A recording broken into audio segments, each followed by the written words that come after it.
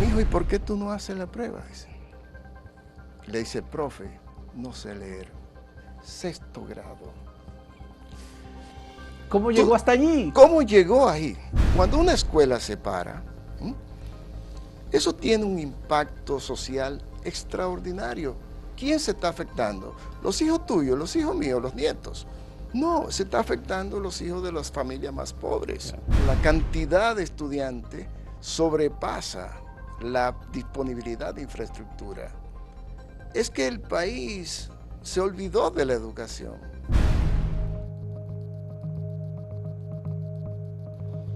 La educación es un tema que atraviesa a toda la sociedad dominicana en cada uno de los aspectos de su desarrollo, la economía, la seguridad, la alimentación, el empleo. Todo está vinculado con el sector educativo.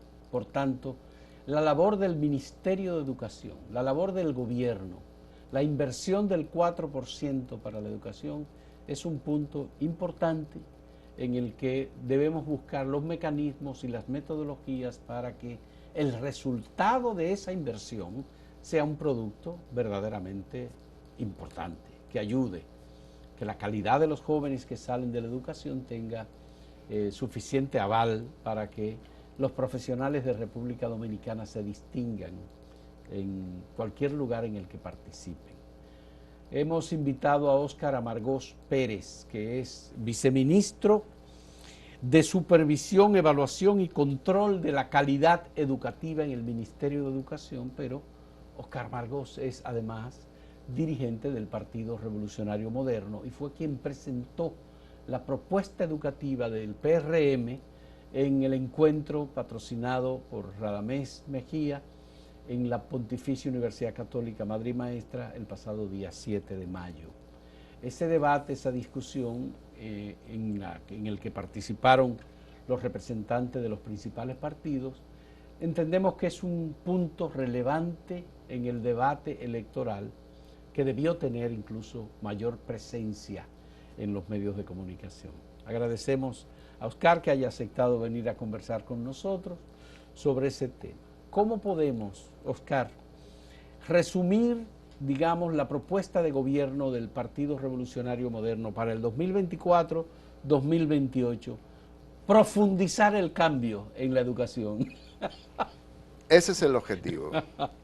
Gracias, Fausto, por esta oportunidad para nosotros seguir difundiendo el pensamiento que tiene, en este caso, el PRM y todo su liderazgo en convertir, como dijo el presidente en su decreto 365, la educación en una prioridad nacional.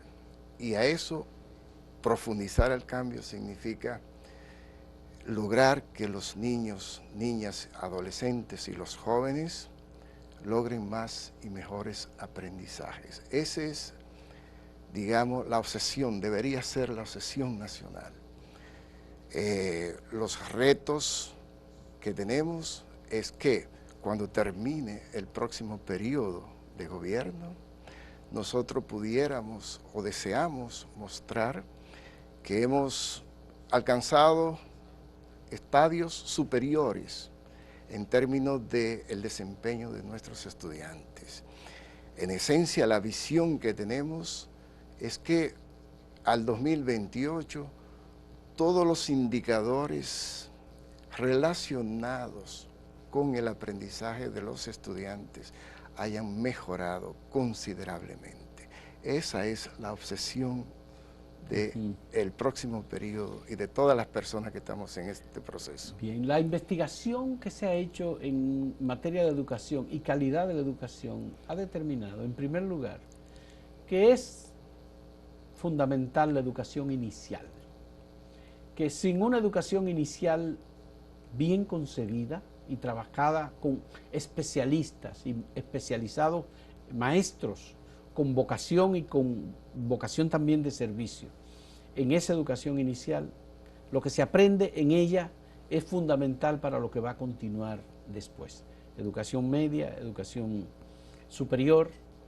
En materia de educación inicial, ¿hay relevancia, hay importancia, hay presupuestos, hay metodologías de trabajo en la propuesta de ustedes? Definitivamente, no solamente agregar a lo que tú muy bien expresas, la educación inicial tiene también otros resultados que trascienden el hecho educativo. Si tú quieres disminuir la desigualdad social, contribuir con acercar a una sociedad más igualitaria, tiene que empezar por la educación inicial. Es decir, la educación inicial no solamente crea la base para el desarrollo de la trayectoria educativa futura de los niños, también contribuye a disminuir las brechas sociales. ¿En qué sentido? Sí, la educación inicial empieza oficialmente de 3 a 5 años.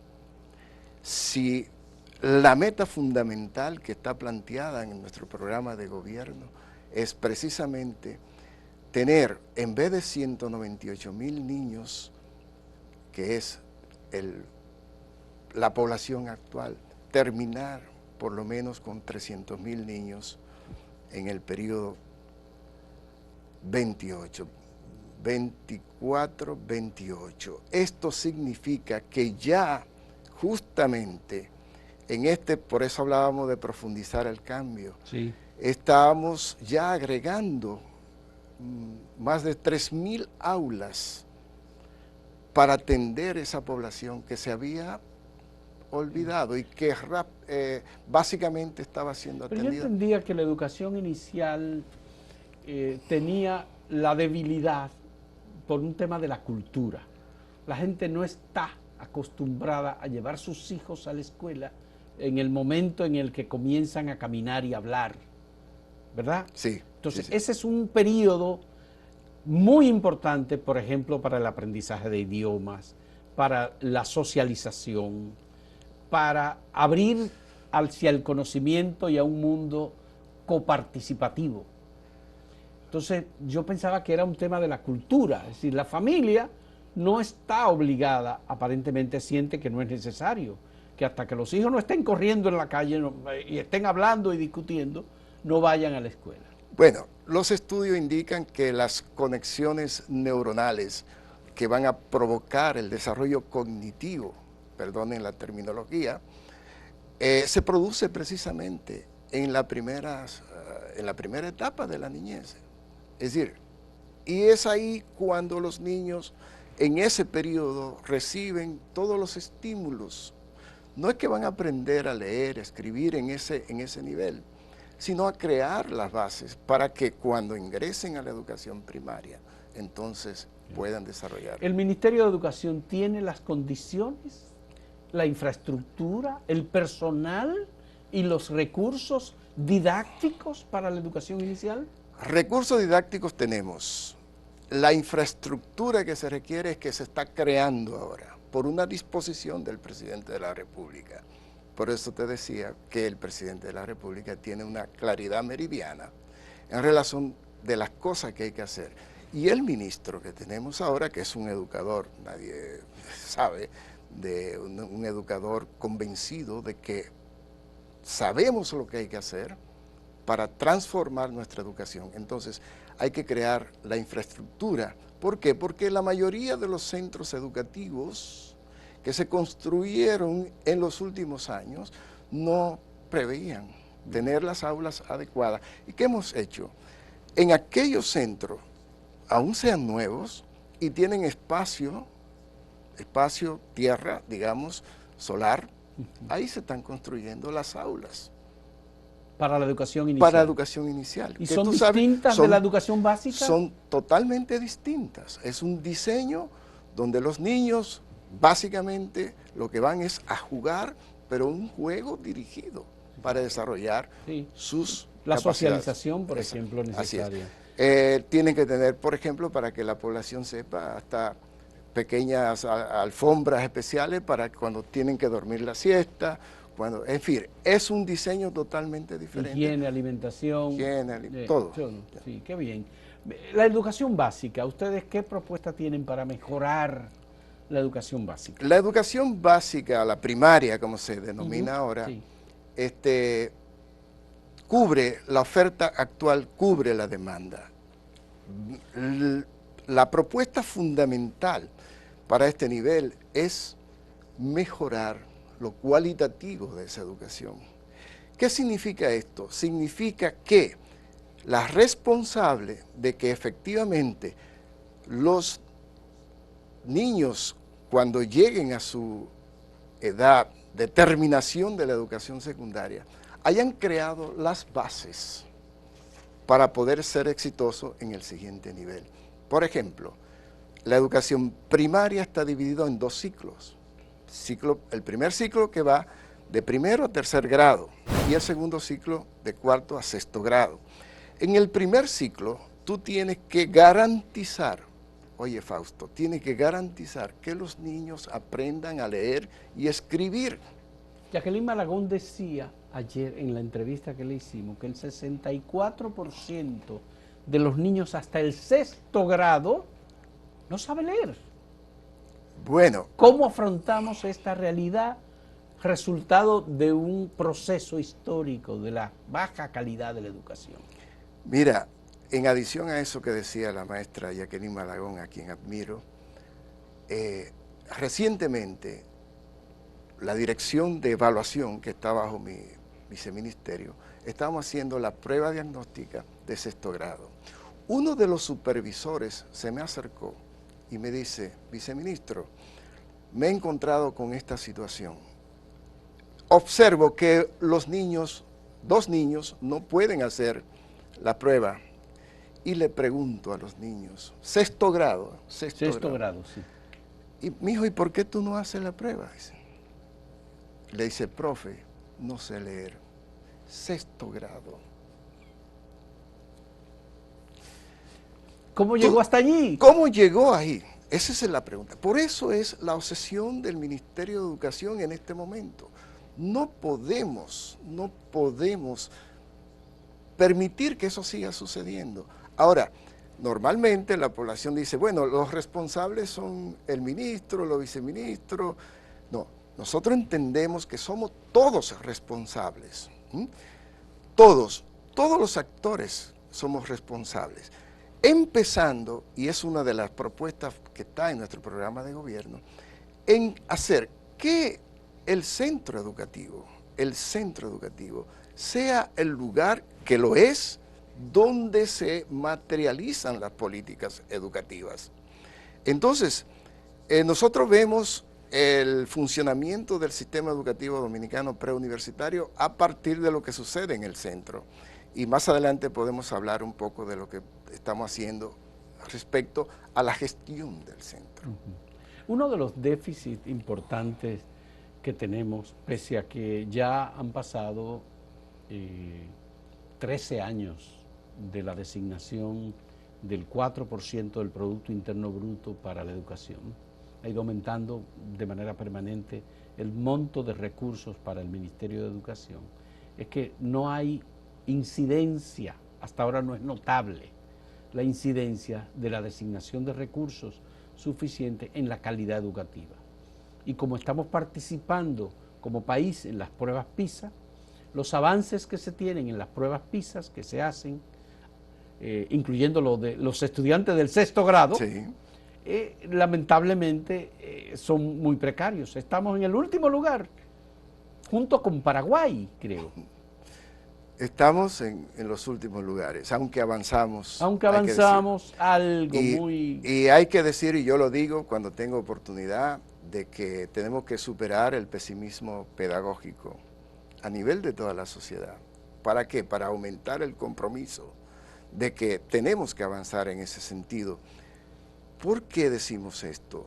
Porque en educación los cambios no se obtienen de un año para otro. Por ejemplo, si tú quieres proponerte que los niños que ingresarán el próximo año escolar al primer grado de educación, ¿cuándo tú vas a determinar que efectivamente se logró el objetivo, que es fundamentalmente que el niño aprenda a leer y escribir en esos primeros? Lo va a ver dentro de 3 años. ¿Tú te das cuenta? Sí. Entonces, la calidad de la educación es multifactorial. ¿Qué estamos haciendo? Hay un programa masivo de capacitación de los docentes en servicio, los que están prestando servicio, a través del INAFOCAN, becas, cursos puntuales, todo esto para atacar un factor, el factor de los responsables de hacer que la enseñanza funcione. Pero al mismo tiempo, otro factor fundamental, Fausto, ¿tú sabías que los estudiantes de secundaria hacían 10 años que no recibían los libros? Los libros para estudiar. ¿Cómo va a ser? Así es. Pero 10 años, eso es que se inició el 4% de la educación Pues, y no se entregaron libros. Así es, para que lo sepa. ¿Qué hicimos? Pues se creó el programa Libro Abierto. Hoy en día los estudiantes dominicanos tienen acceso en físico, impreso, los textos de todos los niveles y pueden accesar a través de la plataforma de la web. Ya. Y esos libros que están en la web tienen incluso ¿Y tienen dispositivos para ingreso los estudiantes a esa, porque es una plataforma digital? Digital, pero lo pueden hacer de cualquier manera. Hablando de plataforma digital, te voy a dar esta noticia también. Ya tenemos, pero concluyo el tema de los libros. Los libros que están en la plataforma digital tienen inteligencia artificial incorporada. Quiere decir que cuando tú estás estudiando un tema y tú quieres profundizar sobre ese tema, te manda enlaces donde tú puedas tener. Sabemos que las familias, todas las familias, sobre todo las más pobres, no tienen necesariamente los dispositivos electrónicos, porque lo que se entregaron de alguna manera se hacen obsoletos. Pero ¿qué estamos haciendo? Tenemos 5.500 planteles. Una cosa son los planteles, otra cosa son los centros educativos. En un plantel puede funcionar dos centros, para que tú tengas una idea. Pero de esos 1.500 planteles, 5.500 planteles, ya tenemos 3.200 planteles que tienen su campus virtual. ¿Qué significa esto, Fausto? Que los estudiantes, los maestros, los directores y todos los que están formando parte de la comunidad educativa de ese centro tienen acceso a recursos didácticos digitales. Y no solamente en la zona urbana, en la zona rural también.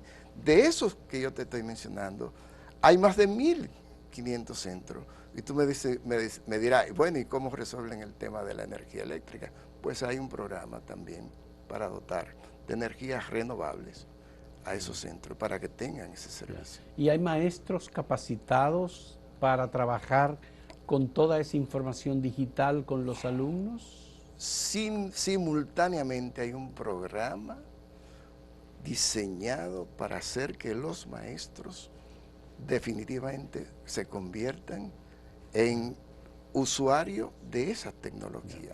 Ustedes, Oscar, han verificado si en estos 4 años de gestión gubernamental ha habido algún avance en materia de calidad educativa. Porque me dijiste que en 3 años es cuando se obtienen resultados de determinados programas. Mi pregunta es, este gobierno ya cumple 4 años. Sí. Incluso se inició en la pandemia, pero se hizo un proceso de educación digital para continuar con la escuela no se detuvo y fue mucho el dinero que se invirtió. Sí. ¿Hay algún estudio que indique que hay una mejoría en la calidad de la educación en esta administración? La hay. El primero es las pruebas PISA de 12 países del mundo que obtuvieron avances. República Dominicana fue uno de ellos. En América Latina, 2 nada más, República Dominicana y Panamá. Quiere decir que obviamente eso nos da alegría por un lado, pero nos plantea un reto. El reto es que tenemos que profundizar para escalar en la estratificación social de los países que adquieren más y mejores aprendizajes. Y otro dato que te voy a dar. Las pruebas diagnósticas que se hacen en el primer ciclo de la educación primaria, en el segundo ciclo de la educación primaria también, y en el primer ciclo de educación secundaria, han mostrado avance, pero avances insuficientes. Por ejemplo, si tú tienes en las pruebas diagnósticas de sexto grado, tú tienes 3 niveles de categoría de desarrollo: nivel elemental, nivel aceptable y nivel satisfactorio. Lo ideal es que la mayoría, el 70-75% de los estudiantes se clasifiquen en el nivel satisfactorio. Ya. Pero si tú tomas en cuenta lo que sucedió con la pandemia, que hubo un retroceso a nivel mundial, lo podemos decir, ha habido una recuperación del porcentaje que se sitúa en el nivel satisfactorio. Bueno. No es Bien. lo que aspiramos, pero...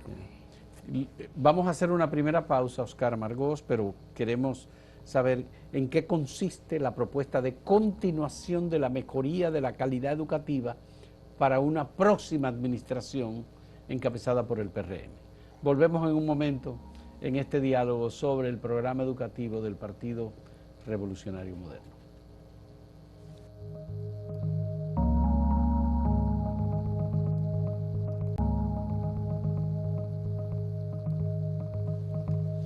Oscar, un aspecto importante lo propuso el presidente de la República cuando declaró de prioridad nacional la educación, y es que la educación debe ser despolitizada, despartidarizada, porque la política siempre está presente, pero que los partidos sean los que manejen el sindicato paraliza el sistema educativo. Cada vez que un día de paralización del sistema educativo son 750 millones de pesos. Así es. Entonces, cada vez que hay paralizaciones, es lamentable que obviamente se pierda tanto, el país pierda tanto. La otra cosa es que el sindicato también está politizado.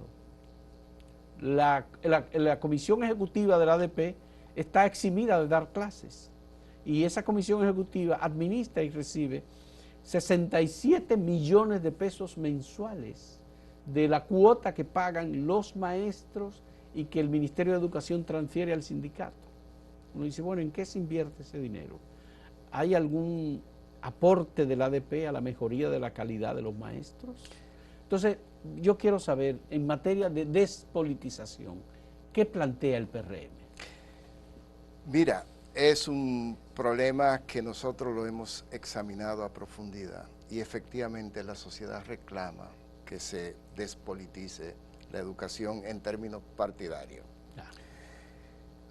¿Cómo empieza ese proceso? Bueno, todo el mundo sabe que para ser maestro tú tienes que pasar por un proceso de oposición, tienes que pasar los exámenes. Y nosotros lo que vamos a profundizar ya la experiencia que hemos tenido con el concurso de oposición que se celebró el año pasado.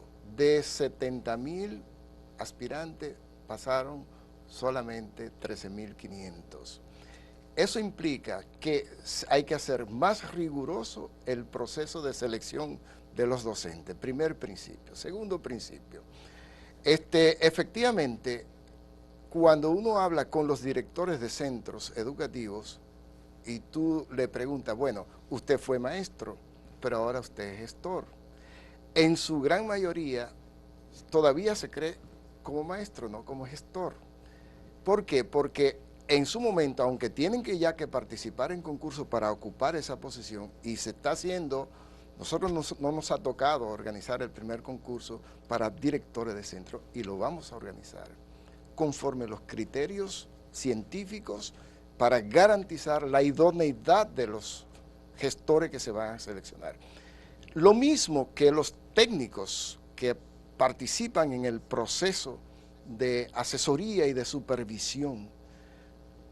El próximo concurso, y lo vamos a hacer después de las elecciones, para seleccionar los técnicos, evitando precisamente el posible contagio del elemento político para garantizar que efectivamente se seleccionen técnicos claves. Eso quiere decir que el PRM no está a favor de las cuotas.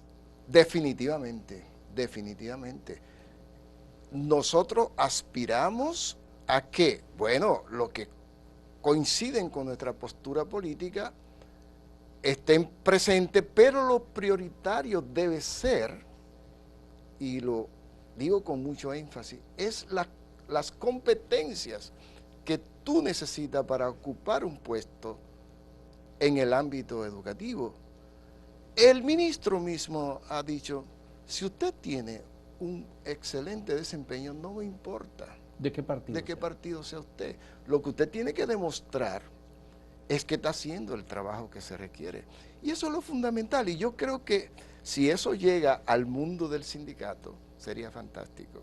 El sindicato tiene que asumir, yo no tengo que darle consejo al sindicato, pero tiene que asumir como su prioridad es elevar la calidad de la educación, y no me venga con el discurso de que no se logra la calidad de la educación porque el ministerio o las autoridades no hacen lo que tienen que hacer. No, todos tenemos que hacer, todos tenemos que hacer. Y la prioridad debe ser que sus estudiantes alcancen los aprendizajes. Y de ahí viene el tema del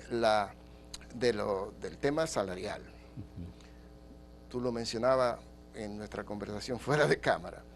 Nosotros estamos apostando de que los maestros sí necesitan tener buen salario. Ya hemos logrado situarnos en un punto, digamos, bueno del salario. Ahora, la misión del sindicato y de todo debe corresponder ese salario con la educación de calidad que entregan. ¿Cómo tú me vas a decir a mí que tú me vas a parar una escuela porque tengo un conflicto con las autoridades locales, sin darte cuenta que tú estás haciendo una acción que impacta negativamente a las familias más pobres?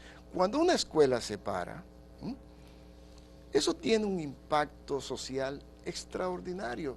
¿Quién se está afectando? ¿Los hijos tuyos, los hijos míos, los nietos? No, se está afectando los hijos de las familias más pobres. Pero a mí lo que me llama la atención es que del 4% de la educación que se designó en el 2013 como primer presupuesto, el 59%, de acuerdo con CREES, la Organización de Estudios Estratégicos Regionales, está destinado al aumento de salario para los maestros. Y ahora los maestros han paralizado las escuelas en medio incluso de un proceso electoral para pedir otro aumento de un 20%. El gobierno le asignó un 8%, pero después le subió un 2% más. Es decir, le aceptó un 10% de aumento. Sí. Eso sigue aumentando ese renglón de salarios como consumidor del 4% que debe ser la educación para la calidad, de educación de calidad para los hijos de este país, que no son clase alta y clase media, que envían sus hijos al colegio privado, con educación inicial, con metodologías de trabajo, buenos profesores, acceso a varios idiomas. Hablando de eso, quiero contarte que estamos planteando acerca de... ¿Qué plantean? A ver, ustedes. Mira, bueno, en relación con, para cerrar el tema de los maestros, primer principio, la sociedad entiende que hay que pagarle un buen salario. No hay discusión. De acuerdo. Pero ese salario tiene que corresponderse con los resultados que tú entregas. Eso significa entonces una evaluación. Una evaluación de desempeño, pero en función de los resultados que logre tú, que participas en el centro X, en tu escuela. Ya. Porque ahora... Pero eso es una decisión del ministerio. Claro, ese es el proceso que debe... la próxima evaluación de desempeño. ¿Y cuándo se hace la evaluación de desempeño? Bueno, está prevista que se haga este año. ¿La primera? No se han hecho porque eso se hace cada 3 años. Cada 3 años. Pero la próxima evaluación, los criterios que deben primar son los resultados alcanzados por los docentes en cada centro. Y para eso estamos creando el SISMAP. Te voy a contar rápidamente qué es el SISMAP, Centro Educativo. Mira, estamos creando con el... Pero si el 64% de la educación hasta sexto grado no sabe leer, eso significa que no tenemos un resultado de calidad que merezca aumentar los salarios del sector magisterial. Bueno, ese es el nivel de conciencia que tienen que asumir los profesores, el sindicato. Tienen que fijarse como prioridad que tenemos que cambiar eso y no seguir exigiendo más aumento si no tenemos buenos resultados. Porque en realidad aumento significa quitarle a los hijos de la sociedad dominicana que necesitan educación de calidad su futuro y su oportunidad. Cada vez que se para una escuela, sucede exactamente eso que tú estás describiendo. Pero yo creo que hemos llegado a un punto de que hay que esperar que se consigan más y mejores resultados para poder hablar de aumento salarial. Las personas que desempeñan un cargo merecen ser evaluados. Lo que pasa es que el criterio que tú utilizas para determinar si tú estás contribuyendo a lograr ese resultado es lo que hay que examinar. Pero, por ejemplo, este aumento del 10% que se acaba de aprobar, sí, es un aumento del 10% general, es general para todo el ministerio, para todos los maestros, que no toma en cuenta el rendimiento y la calidad y el desempeño. Bueno, incluye ese aumento a los propios sindicalistas que no dan clases. Bueno, justamente yo creo que ya a partir de los próximos años las nuevas autoridades, nosotros queremos seguir trabajando y el gobierno creo que se va a reelegir, pues los criterios para aumentar el salario de los maestros las bases para provocar eso tiene que ser revisada totalmente. Vamos a revisar los resultados que se obtienen. Tú tienes mérito para luchar por un mejor salario, pero mientras esos porcentajes que hablábamos hace un ratito no cambien, no me pida aumento, por favor. Ya, okay. No me pida aumento. Mira, quiero decirte, en educación secundaria no hemos hablado. Sí. El presidente de la República, el ministro y todos nosotros estamos apostando por mejorar la educación secundaria que también por décadas ha sido descuidada. Quiero decirte que dentro de la educación secundaria estamos apostando por elevar la incorporación de la modalidad técnico-profesional. ¿Qué significa esto? Que los estudiantes que ingresen al segundo ciclo de secundaria tengan la oportunidad de cursar una carrera técnica. Quiere decir que al tiempo que logran alcanzar su bachillerato, tengan competencias técnicas para insertarse en el mercado de trabajo. Unido a ese proceso, estamos apostando para que los estudiantes que ingresan a los 2 últimos años del bachillerato aprendan un segundo idioma. Eso nos va a colocar en el concierto de los países que estamos participando. En la secundaria. En la secundaria. Un segundo idioma. Un segundo idioma. Que debería ser el inglés. El inglés, por supuesto, y en alguna zona, pues, pero básicamente el inglés. Es un tema que es muy importante. Mira, otro tema que nosotros estamos apostando, y el presidente ayer en la semanal mostró, es el tema STEAM, el enfoque STEAM. ¿Qué es esto? STEAM significa ciencia, tecnología, matemática, artes, humanidades, porque no es solo elementos técnicos. Significa que todo el sistema educativo tiene que estar, digamos, focalizado en esas habilidades que el mundo de hoy necesita. Además, un concepto que nosotros estamos desarrollando y que está dentro del programa de gobierno es, además de lograr los resultados en los aprendizajes de los estudiantes, es convertir la escuela como punto focal de desarrollo del territorio. ¿Qué significa esto? Que, por ejemplo, necesitamos combatir el clima, la problemática del medio ambiente. Ya. La escuela puede ser un elemento, y lo estamos haciendo a través del desarrollo de los huertos escolares, y estamos luchando por convertir nuestras escuelas en el ámbito urbano y en el ámbito rural en escuelas verdes. ¿Qué significa esto? Significa que los jóvenes, los estudiantes, tengan y crezcan con conciencia de que tenemos que preservar el medio ambiente. La escuela también es víctima de la violencia social y del tema de la inseguridad y de otros, digamos, lastres sociales como drogadicción, inicio muy temprano de la actividad sexual. Hay muchas otras cosas. Embarazos en adolescentes, sí, que afecta incluso la presencia de estudiantes en las escuelas. ¿Hay alguna propuesta que ustedes tengan en relación con esos temas, ya que me dice que quieren convertir la escuela como un punto focal de desarrollo del territorio? Correcto. A ver. Mira, eso implica también la educación sexual. Hay un programa diseñado precisamente para combatir el tema de los embarazos a temprana edad. ¿Ustedes van a incluir la educación sexual en las escuelas? Está incluida. Lo que pasa es que a veces la sociedad entiende que los contenidos que están, es un eje transversal, los contenidos son los que requieren darse en función de los grados que tiene el niño o la niña.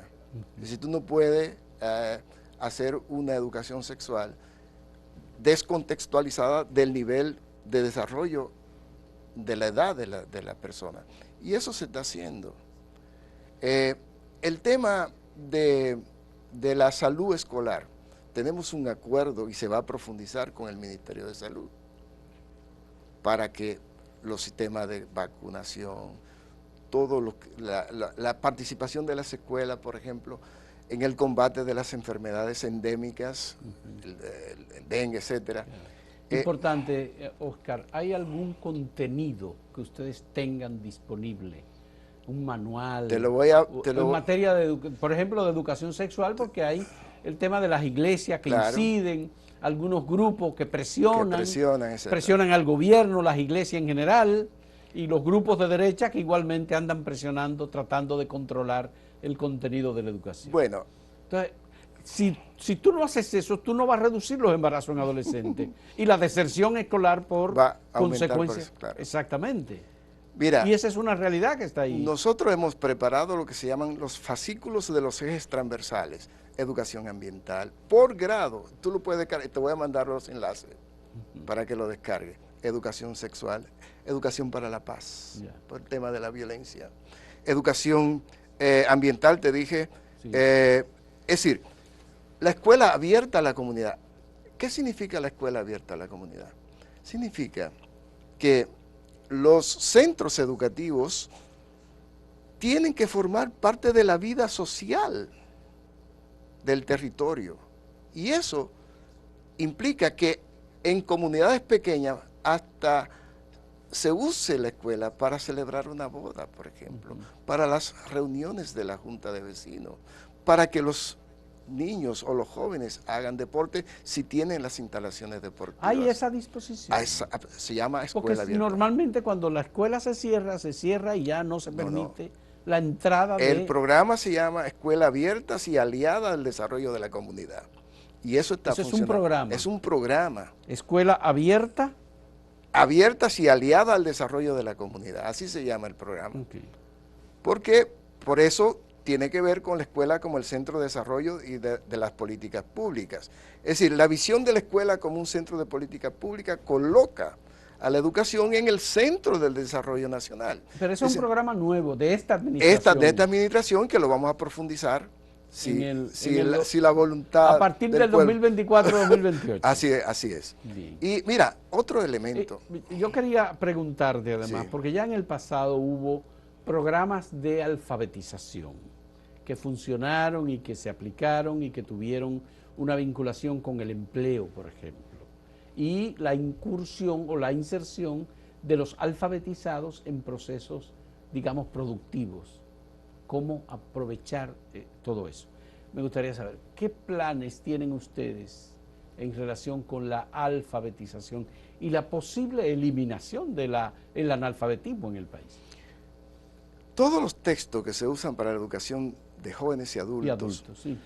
están siendo actualizados, así como actualizamos los libros para los otros niveles. Y estamos lanzando un reenfoque de la educación para jóvenes y adultos. En aquellos, el ministerio todavía, por lo que tú dices, tiene lo que se llaman escuelas laborales. Ahora, el éxito de esas escuelas laborales es lograr utilizar la enseñanza de un oficio para que esa persona al mismo tiempo logre un mayor grado de escolaridad. Lo que se llama la continuidad educativa. La continuidad educativa, porque nosotros, nuestra misión como Ministerio de Educación no es enseñar oficio, para eso está el Infotep. Sí, Ahora, claro. sí tenemos escuelas laborales cuya misión debe ser, y así lo estamos haciendo, que la persona que se vincule a esa escuela continúe su desarrollo. Y aplique los nuevos conocimientos. Exactamente, exactamente. ¿Ustedes están en eso? ¿Lo están estamos haciendo? Estamos en eso. ¿Y tienen, ese programa está abierto claro, o fue cerrado? No, es un programa que está abierto. Que está abierto. Está abierto. Y quiero decirte que estamos diseñando el Plan Horizonte 2034, que no es solamente para el 2028, sino el plan decenal de los próximos 10 años. Y tenemos ya estamos en la fase ya de la preparación de la propuesta estratégica y estamos haciendo consulta incluso a nivel territorial. ¿Cuántos analfabetos nos quedan en el país que tengan que ser incorporados al programa de alfabetización? Las estadísticas hablan de un 7% de personas. ¿A qué llamamos analfabeto? Es aquella persona que tiene 15 años y más que no sabe leer y escribir. 7% de la población dominicana. De la población dominicana. Estamos hablando de aquellas personas que tienen 15 años y más que no saben leer y escribir.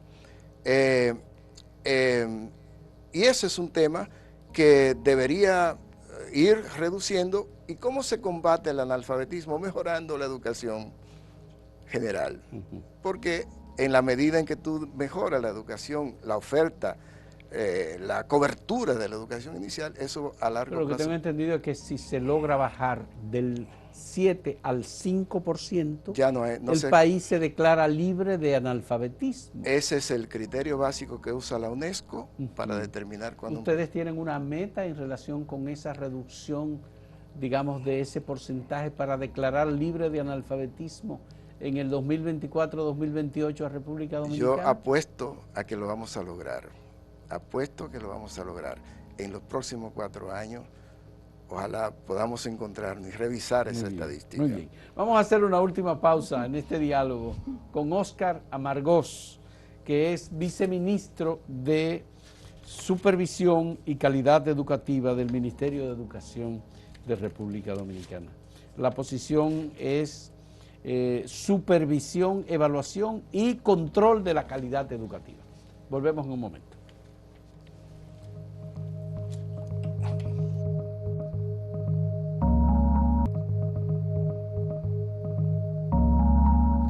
Óscar Amargós, me gustaría saber, ¿quedaste satisfecho con la discusión y el debate que se produjo en el entorno de la Universidad Católica Madre y Maestra, coordinado por Radamés Mejía, con las presentaciones que se hicieron de parte de los demás partidos también? Yo creo que es una iniciativa que tenemos que aplaudir.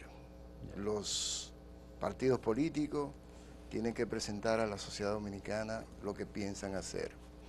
Y fue un excelente debate, una excelente organización del evento, y agradecemos al profesor Mejía que haber organizado eso. Y yo creo que sí, hay muchos ámbitos donde todos los partidos estamos de acuerdo.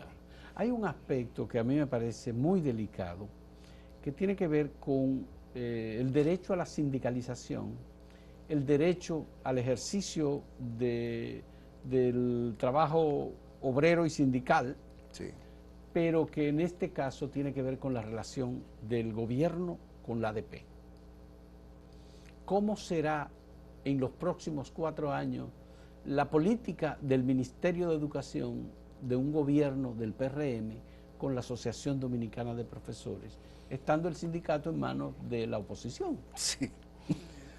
Bueno, el derecho de las organizaciones sindicales está establecido en la Constitución Dominicana, pero ese derecho no puede vulnerar los demás derechos, principalmente los derechos de los niños. Cuando tú paras una escuela, tú estás contraviniendo el derecho que tienen los niños a educarse. Entonces, la próxima, digamos, el próximo periodo es hacer que el sindicato retome, digo yo, con nuestra transparencia, porque normalmente los que ocupamos puestos gubernamentales, a veces decimos una cosa que no es el caso de nosotros y hacemos otra. No, nosotros, este gobierno, encabezado por Luis Abinader, es un gobierno de transparencia, de honestidad. Y cuando nosotros le decimos al sindicato, por ejemplo, mira, no, es que lo que está sucediendo en la escuela es esto, y estas son las evidencias científicas. Y si nosotros te decimos que hay que mejorar la educación en tal territorio, en tal distrito, es porque los datos están ahí. Entonces, son profesionales. Hagamos que el sindicato se convierta en una organización profesional, que entienda que sus reivindicaciones pueden estar establecidas no en base a criterios políticos, sino en base al objetivo común. Esa es la idea. La otra cuestión es que he oído voces que ya reclaman agotamiento en la postura de que el gobierno destine el 4% al sistema educativo del PIB para la educación pública y que no hay resultados, que por tanto hay que echar para atrás el 4%. ¿Qué piensa Óscar Amargosa y el PRM sobre eso? Sería un error echar para atrás eso. Te voy a dar un dato.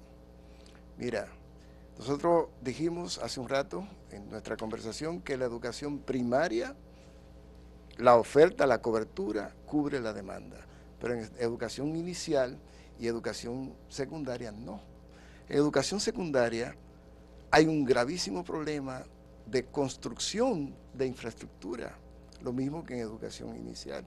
¿De dónde tú vas a sacar el dinero para, digamos, resolver esa deuda que tiene el país?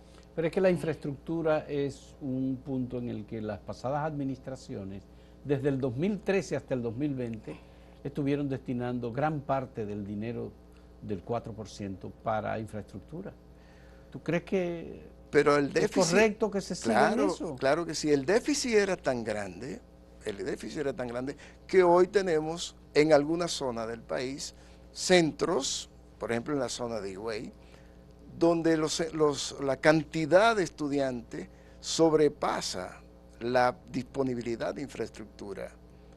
Es que el país se olvidó de la educación. Y entonces, tener dinero para hacer eso y gestionarla como debe ser. Mira, yo te voy a poner un ejemplo. En este momento, tú has oído hablar de las características de los centros rurales. Eso no es noticia, no es condición mediática, pues tenemos un programa de recuperación de los centros rurales. ¿Para qué? Para que esos centros tengan la dignidad, los niños que asisten a esos centros tengan la misma dignidad de aquellos que están en la zona urbana y que tienen presencia mediática. Entonces, para poder hacer eso se necesita recursos. Lo que la sociedad tiene que exigir a las autoridades que estemos al frente del Ministerio de Educación y a los otros actores, que haya transparencia en el uso de esos recursos. Sí. Pero transparencia combinado con una metodología de trabajo, una calidad del producto educativo. Porque los sectores productivos también están reclamando, oye, técnico y gente. No todo el mundo tiene que ser profesional del derecho, de la salud, de la administración.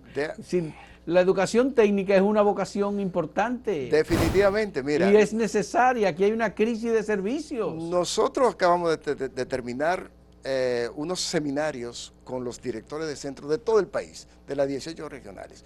Uno de esos centros técnicos, un politécnico en Santiago, Dice, ya nosotros estamos incluyendo una oferta educativa relacionada con las energías renovables. Y estamos incluyendo una carrera, en Santiago también, para apoyar a las empresas que se están instalando en la zona franca dedicada a la producción de artefactos médicos. Entonces, claro, la oferta de educación técnica tiene que responder a eso. Entonces, para eso, un centro de educación técnica, Fausto, te cuesta el doble y el triple de lo que te cuesta un liceo normal. Y para eso tú necesitas dinero. Por ejemplo, si tú quieres establecer un laboratorio o un taller de mecatrónica, de electrónica y todo ese tipo, mecánica industrial, por ejemplo, los mecánicos que tú necesitas para atender el parque vehicular eléctrico, tú necesitas hacer inversión. Pero el Infotep, por ejemplo, que es pagado en gran parte por el sector privado, sí, es una institución de formación de profesionales correcto, técnicos que ahora está instalando centros en el exterior. Bueno, si tenemos necesidad local, lo que habría que hacer es pedirle a Infotep que en vez de instalar en Nueva York, en vez de instalar en algunos países europeos extensiones del Infotep, que lo haga aquí. Bueno, quizás fue una decisión tomada, pero quiero decirte en favor del Infotep que el Infotep no tenía la cantidad de centros técnicos en el territorio que tiene hoy. Hay que reconocer que Rafael Santos se ha ocupado de eso y está cualificando su propia oferta, porque la necesidad de este país en materia de demanda de recursos humanos técnicos está en lo que se llama en el Marco Nacional de Cualificación del nivel 3 y 4. El nivel 3 y 4 es tener bachilleres, primer principio, no nos equivoquemos con eso. Para tú insertarte en el mercado de trabajo formal, cualquier empresa te exige que tú tengas el bachillerato. Que tenga el bachillerato, claro que sí. Entonces, pero si a ese bachillerato tú le agregas un componente técnico, sus probabilidades de inserción laboral serán inmediatas. Inmediatas. Entonces, por eso el presidente de la República le está apostando a eso. Y en el próximo gobierno, que nosotros esperamos quedarnos. Pero aquí hay una crisis de electricistas, de plomeros, de piseros, de pintores, de todo. En este momento, debo decirte que nosotros estamos equipando más de 300 centros de educación técnica que tenían el nombre de educación técnica y no tenían los laboratorios y los talleres. Ah, centros que tenían el nombre. El nombre. Nada más que el nombre. Nada más el nombre. Y entonces, pero ven acá, entonces, ¿qué educación técnica de calidad tú me estás ofertando? ¿Por qué? Porque decir que tener centro de educación técnica suena elegante, suena muy bonito.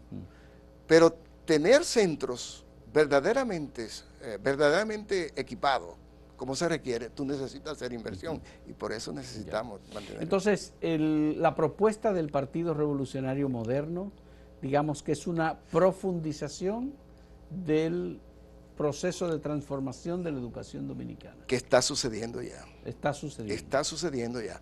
Y te voy a dar un dato también, una cosa que yo quería resaltar.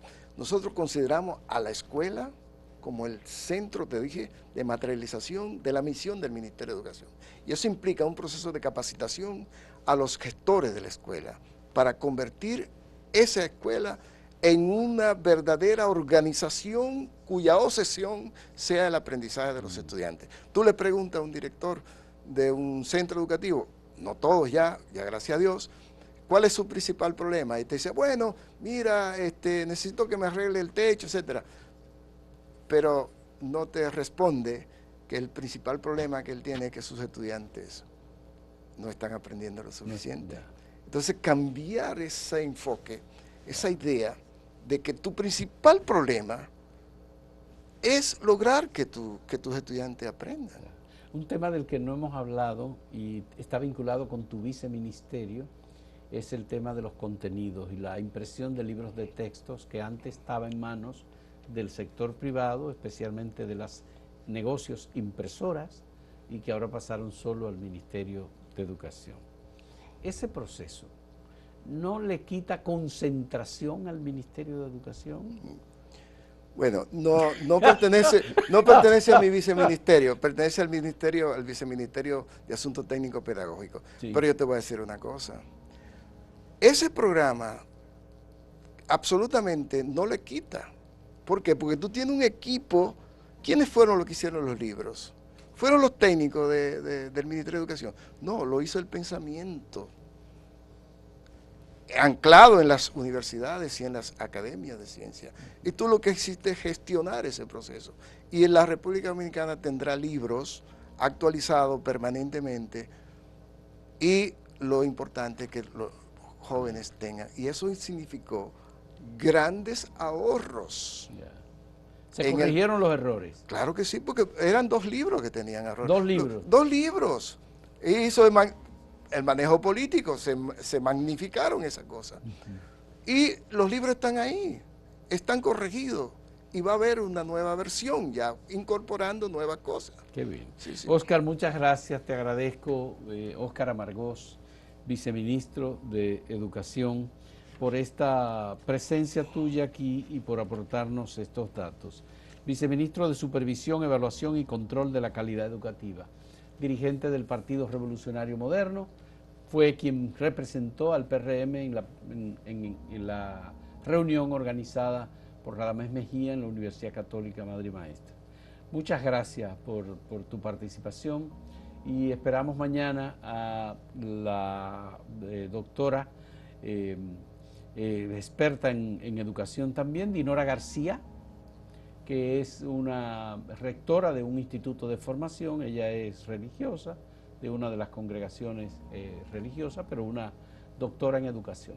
También esperamos la participación de Josefina Pimentel, del Partido Fuerza del Pueblo. Esto será el próximo jueves, esperamos tenerla con nosotros. Y el viernes va a venir el representante del Partido de la Liberación Dominicana. Muchas gracias. Grandes amigos. Sí, Óscar, muchas gracias por tu participación. Mucho gusto. Y gracias, amigos televidentes, por acompañarnos en este diálogo. Hasta luego.